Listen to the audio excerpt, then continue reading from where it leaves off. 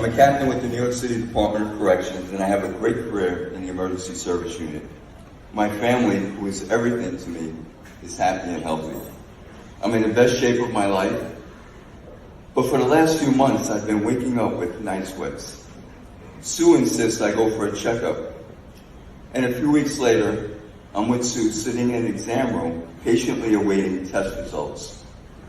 I'm nervous, but I'm healthy, so I think, no matter what, I'll be fine.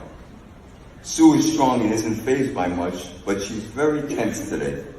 Her arms are crossed, her gaze out the window, and the grasp of her hands is tensely, more not typical than others. There's a knock at the door, and in walks Dr. Gottlieb. And ironically, I'm wearing a Pittsburgh Penguins jersey that day, so I'm sorry for any Ranger and Islander fans that are here today. I asked Dr. Gottlieb, so what's going on? And he lifts his arms up and he points to my jersey and he says to me, you have what he has, meaning Leukemia Lymphoma. I'm not sure what this means to me exactly, but the doctor discusses several tests I must undergo. And then he says, follow me. I want to give you a note for your employer. While we wait, I ask Sue, why does he want to give me a note? And Sue says, well, not everyone feels comfortable telling their employer that they have cancer. And I say, I have cancer? I was shocked and scared. Sue said telling me this was one of the hardest moments for her.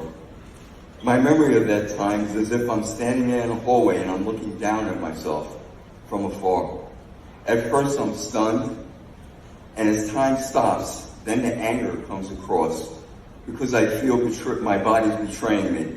And at the same time, I'm scared, thinking, will I see my boys graduate from grammar school? 3 weeks go by, and my treatment begins. I can still remember the unbearable burning sensation of my arms as the chemotherapy spread throughout my body. And after 14 weeks, my doctor adds radiation to my treatment plan, which damages my vocal cords, and I had difficulty speaking and swallowing. By January of 1998, I've been out of work for almost a year and a half, and I've lost 40 pounds. My face is bloated and round from all the IV fluids. I'm exhausted, beat down, and I look like the shadow of my former self. But the cancer is beginning to subside. By March of 1998, the cancer is gone, and I have an entire new lease on life.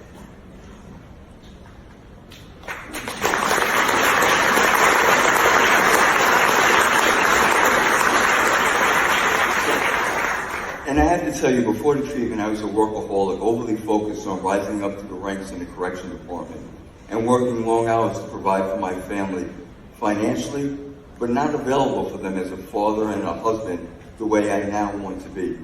In the years that follow, I go for routine tests to make sure that the cancer is in remission. In December of 2002, I get a call that one of the tests came back abnormal. And that same morning, while looking in the mirror, I noticed that the whites of my eyes are yellow. They're jaundiced. A PET scan later confirms my greatest fear. The cancer is back, and this time I'm diagnosed with pancreatic cancer. With survival rates very low, I began to talk with Sue, Errol, Justin, my parents, about what do I do if I should not make it. After my first battle with cancer, I had promised to spend more time with my family and less time working, but eventually I returned back to my old routines. It finally hits me how much they needed my presence. So I spend as much time as I can with them. And then the day of the major surgery arrives. As I'm being wheeled into the elevator to take me to the operating room, I look up at my parents and Sue and I realize that this could possibly be the last time that I see them. And I look up and I say, I love you, as the elevator doors close. I would not have made it through it without them. Sue was my rock. She was there to pick me up every step of the way, and she never let me down and was always by my side. My mom retired early from the New York City Board of Education just so she can help Sue take care of me. My dad, while 6 feet in stature, was a rock and a warden on Rikers Island, the home of almost 25,000 inmates at that time. And when he found out that I had cancer, he left Rikers Island crying when he found out that I was sick to race to my side. 10.5 hours of surgery.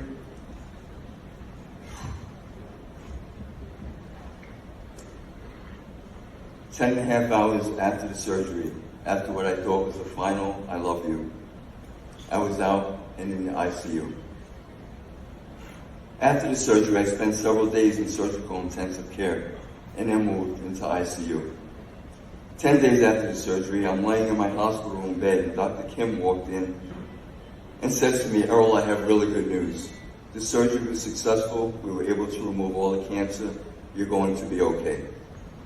I break down in tears of sheer exhaustion and joy. I didn't think I was going to make it. And now 16 years later, I am here, healthy, and stronger than ever.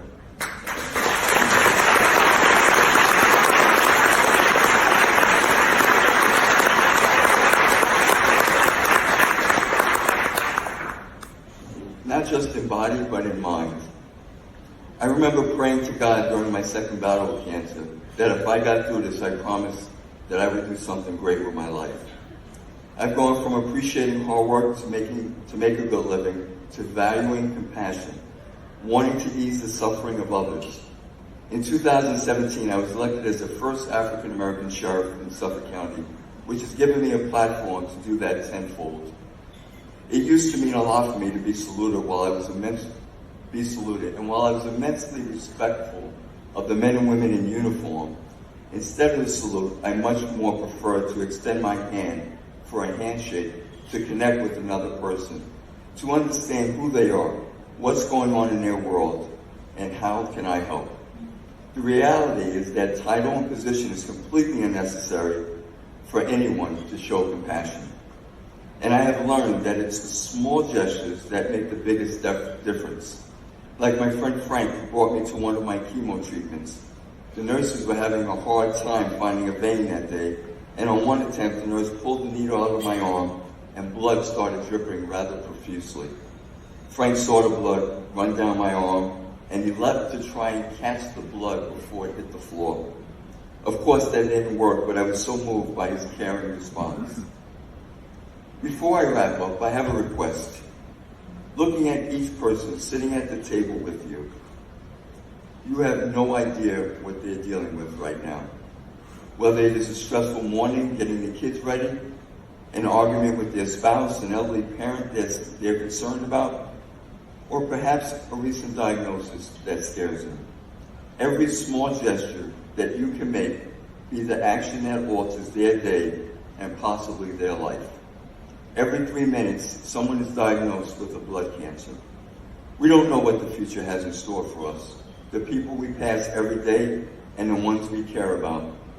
So I ask you to dig deep on compassion and consider the opportunities presented here this morning so we can find a cure and end the suffering from blood cancer. Thank you for allowing me to share my story today.